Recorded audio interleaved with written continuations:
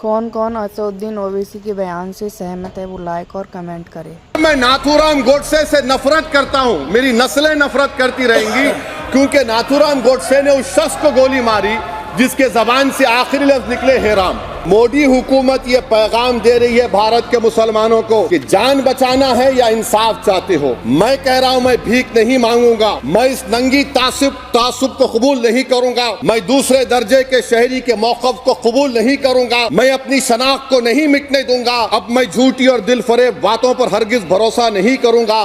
मैं वो काम नहीं करूंगा जो बीजेपी और नाम निहाद सेकुलर पार्टियां चाहती है। मैं वो काम करूंगा जो आपको पसंद नहीं है। संविधान के दायरे में रहकर कि मुस्लिम अक़लियत को हमेशा ये कहा गया कि तुमको भारत के शहरी बरकरार रहने के लिए एक बहुत बड़ी कीमत तुमको चुकानी पड़ेगी, और हम पर इल्जाम लगा दिया गया। मगर फिर भी मुझसे ही कहा जाता है कि वफादारी को तुम साबित करो। भारत के 17 करोड़ मुसलमान अपने आप को अजनबी और एलिनेट महसूस कर रहे हैं। सर, क्या मैं बाबर का स्पोक्स पर्सन हूं?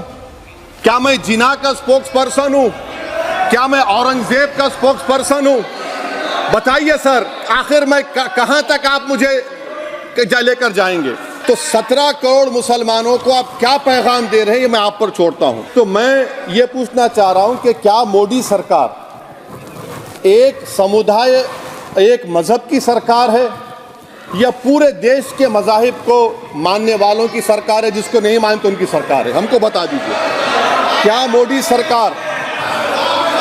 सरकार सिर्फ एक फिक्र और नजरिया हिंदुत्व की सरकार है? आज इस देश को किसकी जरूरत है? इस देश को अयोध्या में, तारीख शायद नहीं पढ़ते होंगे, मौलाना अमीर अली कौन थे? पुजारी बाबा रामचरण दास कौन थे? अयोध्या के पुजारी थे। दोनों ने मिलकर अंग्रेजों के खिलाफ जंग लड़ी थी, और दोनों ने, अंग्रेजों ने इनको गिरफ्तार किया, और एक पेड़ पर मौलाना अमीर अली को और पुजारी रामचरण दास को फांसी दे दी गई।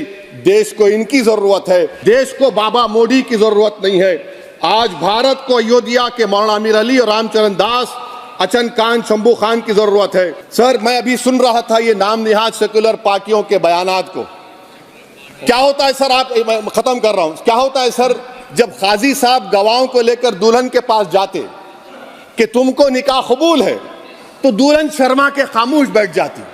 तो इनकी खामोशी रजामंदी की अलामत है। सियासी पार्टियां आएंगी, चले जाएंगी, आप आए, मैं आया, हम भी चले जाएंगे। मैं इस जमीन की ग़िज़ा बन जाऊंगा, ये ऐवान तो बाकी रहेगा। मगर सर, मैं ताजुब कर रहा हूं कि लोकसभा मुख्त